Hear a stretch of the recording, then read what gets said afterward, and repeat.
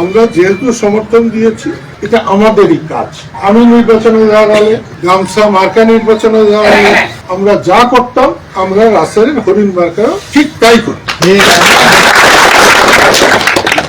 এবং এটা আজকের থেকেই শুরু হোক। কৃষক শ্রমিক জনতা লীগ সখীপুরের দল, সখীপুরের মানুষের দল, টাঙ্গাইলের দল। এটা মনে রেখে তোমরা ঝাঁপিয়ে পড়ো, বিজয় তোমাদের সুনিশ্চিত। একজন কাদের স্মৃতিকে যদি সখীপুরে থাকে তাহলে তো আমার ভালো লাগবে। এখন আমি যে অবস্থায় আছি সেই অবস্থায় আমার সখীপুরে কাউকে দোয়াইয়া নিয়া আমার রাজনীতির দরকার না। আমার দরকার, আমি একটা দল করেছিলাম অনেক ভেবে চিনতে, সখীপুরের মানুষকে আমার অনেক ভালো লাগে, তাদেরকে সম্মানিত করার জন্য, তাদেরকে সম্মানিত করার জন্য, মানুষের পাশে দাঁড়িয়ে কথা বলার জন্য আমি সখীপুর থেকে একটা দল করেছিলাম। কালকেই কিন্তু আমি প্রথম শুনলাম সখীপুরে দলের কোনো দাম নাই, দলই নেই। 14 গলস যদি কেউ কম দেও, একটা দলের যে কতখানি সম্মান, কতখানি মর্যাদা, অগণতান্ত্রিক ভাবে দেশ চলছে বলে বোঝা যাচ্ছে না।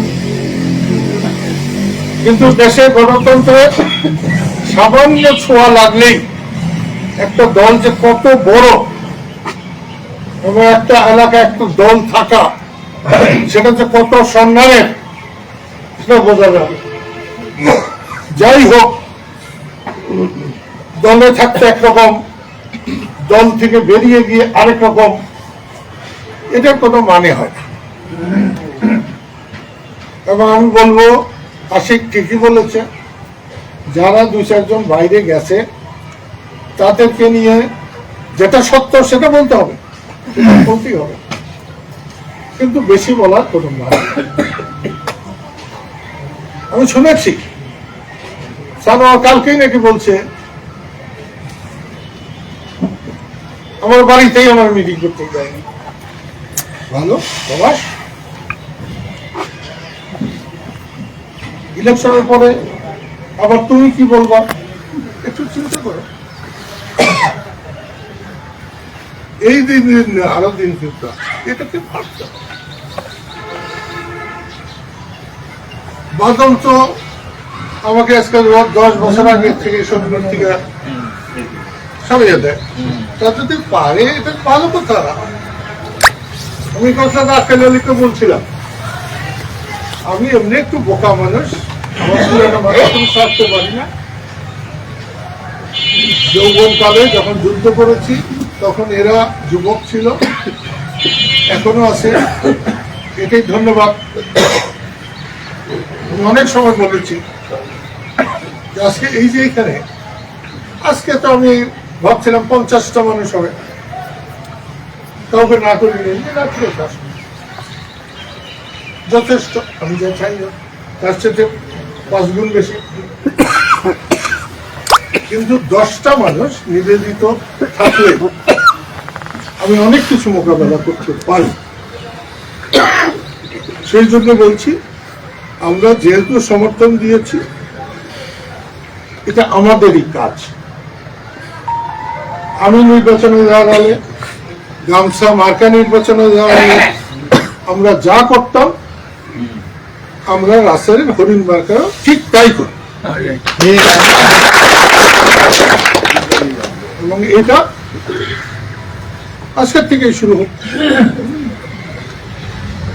কালকে তোমরা গিয়ে আমার সঙ্গে কথা বলো, সকালে অসুবিধা হলো বিকালে বলো, বিকালে অসুবিধা হলো রাত্রে বলো, কথা বললা, পরিকল্পনা করো, বাজেট করবা না। হ্যাঁ, বাজেট থাকে, তারপরে কাউকে চা খাওয়াতে ইচ্ছা করে খাও, নিজেও তো চা খাও। ইলেকশন যার পকেটে থাকবে না আমার কাছে নিবা।